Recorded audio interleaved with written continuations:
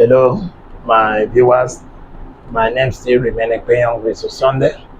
I welcome you all to my channel on PU Formal Academy. In this my presentation today, we shall be looking at the integration of calcium carbonate in PU Formal formulation.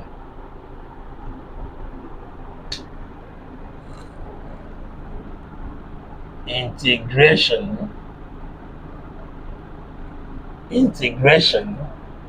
of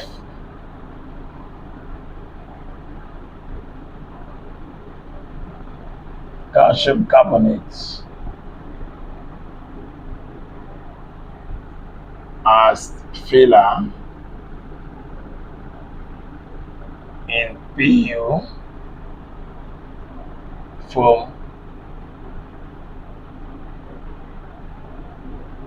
formulation. So this is what we are going to look at in this presentation. Now, if you look at this topic, the key word here is calcium carbonate and filler. This is an English word. Then flexible foam, then the formulation. Formulation means in simple terms, those combined raw material that you are going to use to give you a particular density is what we call formulation. And looking at calcium carbonate in the industries is being used as a filler. Filler is not just only applicable in PU form or production process. It is used in electrical industry, used in paper industry, used in paint industry, used in pharmaceutical industry, and etc.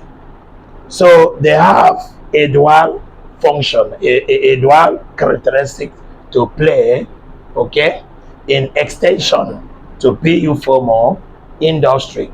Now, what filler as calcium carbonate does in a PU form industry, it's allowed the manufacturer to produce more sustainable products, okay, that reduce so dependent of high expensive petrochemical source. By so doing, reduced one, the production cost, two, enhancement of some mechanical properties of foam products.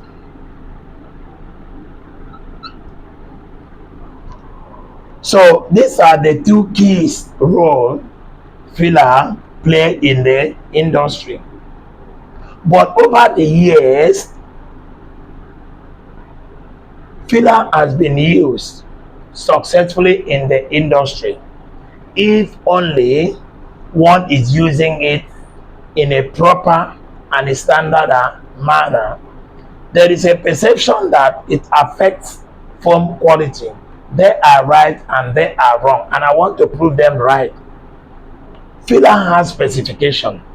Calcium carbonate has specification. Not all calcium carbonate are suitable for PU foam production. Then what are those ones that are suitable for PU foam production? Are those ones that are being modified, undergo what we call surface modification, or you call it coated calcium carbonate with certain standard property in terms of the microns. Okay, the micron must be 1 to 10 microns. Is still not acceptable. Then what about the water content? 0.5%. What about the purity? 98%. You see, so when you look at this specification of calcium carbonate, it's good to go for your foam production without affecting the foam quality. Are we all together? Now, how does this surface modification help PU foam industry to produce a well standard product, to eradicate the perception that calcium also kill or calcium does not make foam the quality. You understand? The reason in that natural calcium carbonate, okay, is hydrophilic in nature. It's hydrophilic in nature. So for calcium carbonate to be well suitable for PU foam production, it must be converted from hydrophilic nature to hydrophobic nature. By so doing, making it to undergo easy dispersibility in non-polar matrix like polyether polyol, okay, making it mix very well, okay, to form a polymer matrix without the formation of clumps, okay. And this clumps is not good for those of you who are using continuous process method. By bringing in uncoated calcium carbonate in the system, you are going to damage your foaming equipment, especially the metric form of polyol. You'll be changing it every time, once in three years or 2 years, depending on your blended. The more you increase the percentage, the more it's causing wear to your metric form of the polyol, the more the filter will be blocking often, okay. But for my kind advice, for those of you who are in the continuous process, I want to advise you to use filler that is modified, coated filler, okay. By using coated filler, let me tell you also another logic. The another thing is that it conserves energy, because one is dispersed in polyol, it will mix easily, okay. But uncoated filler will take time. By taking time, you're also consuming energy in terms of the mixing system before you now send it to your reservoir tank. But for box former, let me tell you something again. It is also advisable for you to use this modified filler, the coated filler. Do you know why? If you limit your blended ratio or the integration or the percentage of calcium carbonate in that polyol by 10% with uncoated filler, if you increase it by 20-15, you have no problem. Your quality of the foam will still be there. You understand? So you have nothing to worry about. So that is why in foaming, some of you will produce foam and you experience a lot of imbalance reaction. Your formulation is okay, everything is right, the temperature, the formulation, but you still have imbalance reaction, split cracks, because you are using uncoated filler.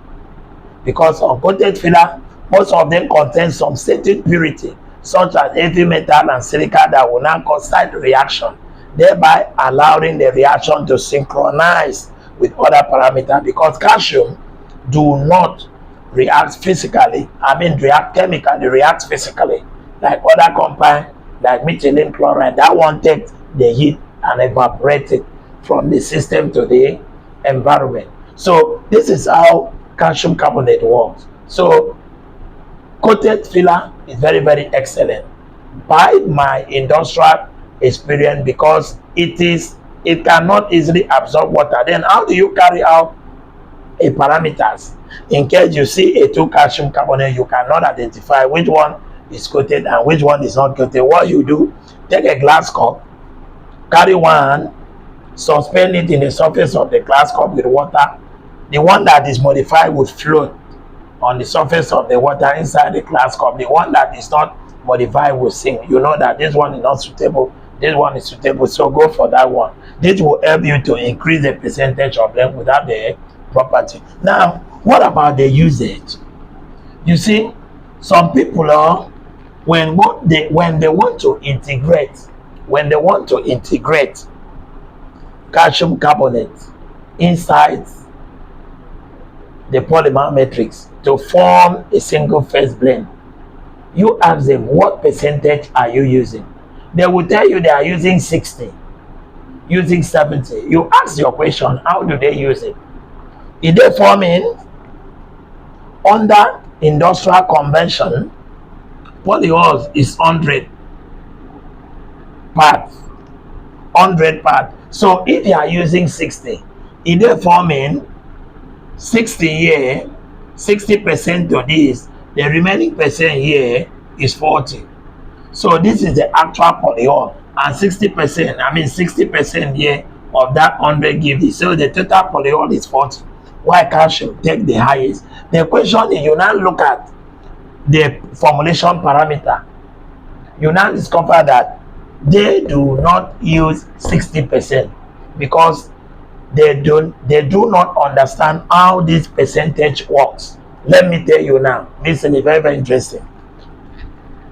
Now, under industrial convention, polyol is part by 100. So whatever calcium carbonate you are bringing in, you are taking it in percentage to that 100 that you are using in pph, in part by 100. That is to say, 100. Good. You want to use 5%. Minus 5% of this, you have what? 95. Okay, the 5% is the filler that is equivalent to the kg of this. When you add it, it will go back to this. So when you are trying to design the formulation parameters in it, you lay emphasis on this 95, not on this 5, because this one is a filler coming to take part here to increase this to 100. So this is where the reaction will take place. Is that not interesting? Now the next thing is that as you are increasing your percentage of this filler in this, you are also affecting the rising, that is your foam yield. You are also affecting your foam yield. Foam yield. You are also affecting what we call the foam yield, because the reaction time is going to reduce. Your block height, it will affect your block height. So for you to balance this block height, you need to also boost your reaction, increase your reaction with the blowing agent to some certain percentage. By so doing, you have to be very careful so that you will not reduce the density beyond expected. So these are secret and minor formulation challenges in breaking calcium carbonate with a virgin polyol. The formulation is not always the same. So by following me up, continue to like my page on your notification bell so that whenever I upload a new video, you are going to learn a lot on how calcium carbonate is being used and how it's being designed in a formulation context to give you the best density as much as you can without affecting the quality. Thank you very much. Continue to follow me. You are going to learn a lot, my viewers. I don't know where you are watching from. It's going to be very, very interesting in the formulation of the use of calcium carbonate to optimize your profitability and reduce waste. Continue to like, share on your notification bell so that whenever I upload a new video in this content, you will be notified. Thank you, my viewers. Bye bye.